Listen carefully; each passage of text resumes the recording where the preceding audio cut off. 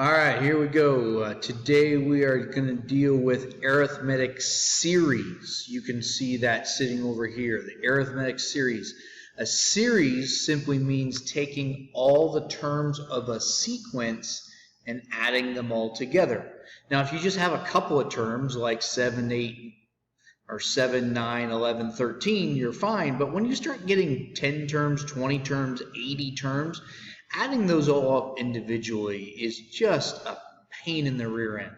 So there's a couple things that we can try and do just to speed up the process. And you've got a couple of formulas that are on your formula sheet that we can use here.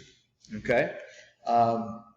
Those formulas are, let's see, I need to get into my draw thing here. And we'll take that, I guess. So the formula on the formula sheet. This is actually the second one that's listed, but it's S sub n. S stands for sum. N means the number of terms that you're adding together. Equals. Okay, so one form of this is n, which is the number of terms divided by 2. And then u sub 1, which is the first term, plus u sub n, which is the last term in the sequence if you're stopping at the nth term. So basically this is first term plus last term times the number of terms divided by 2. So in this case, S7 is going to equal terms divided by 2. And then our first term is 5.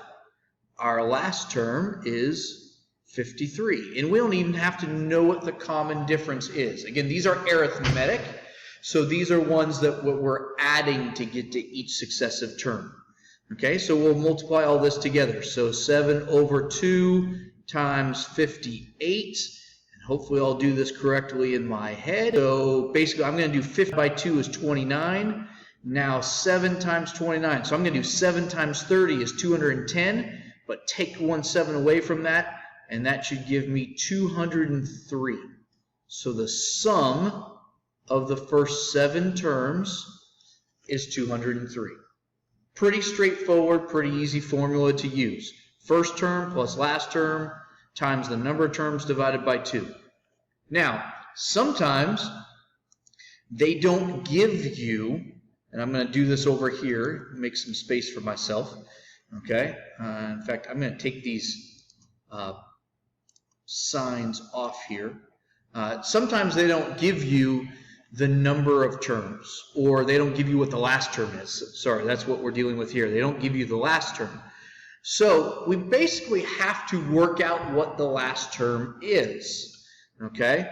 Remember our formula for what the last term was, term equals the first term plus the common difference times n minus 1. And it's pretty obvious here that the common difference is 2. It's going up 2 every single time.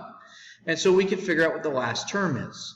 Okay, so we can do this individually, figure out the last term, and then come over here and plug that in right there and use this formula. But you are given another formula on your formula sheet. Okay, the other formula basically takes this entire statement and it dumps it right there. And so let me, S sub n would equal n over 2 times u sub 1. But instead of writing u sub n, last term, I'm going to write u sub 1 again plus d times n. This part here is just that. I just did a little substitution. Well, they simplify this on your formula sheet to look like this. 2 times u sub 1 plus d times n minus 1, etc. They might put the d after the common difference, after the n minus 1, rather than before. But it doesn't make a difference. So this is the second version of the formula that they give you. Now, why would you want to use this version versus that version? Because this version over here seems simpler. This is, you use it whenever you don't know the final term.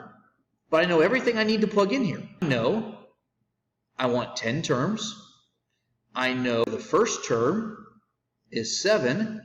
The common difference is 2 and 10 minus 1. And I can work all that out. I could just type it in my calculator, or I can do it in my head. So this would be 14 plus 18. That's 32 inside the parentheses. 10 is 320. Divided by 2 would give me 160. So there's my answer. Okay? So one I want to point out is just scrolling this thing down. What if, let's take a look at D here, and then I'm going to have you guys do the rest. So again, I'm going to make a bunch of space for myself. Okay? I know the first term, so there's u sub 1.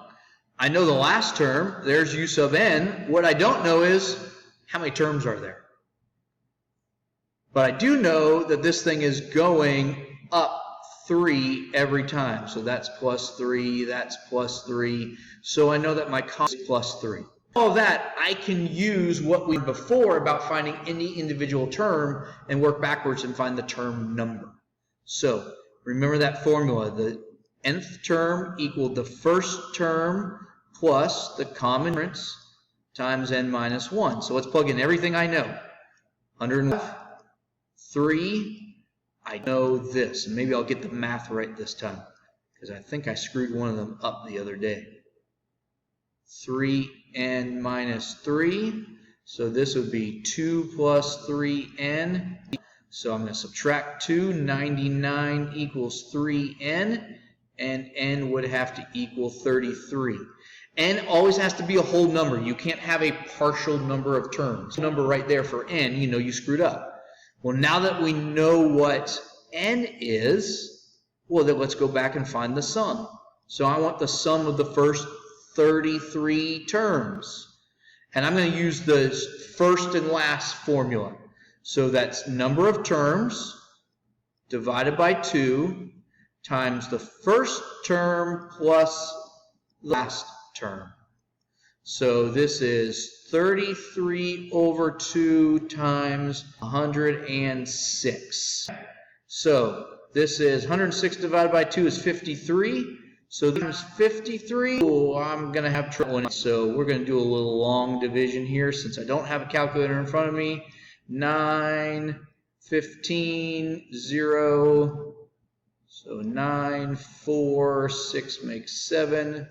So there's my answer. The sum of the first 33 terms is 1,749. Okay?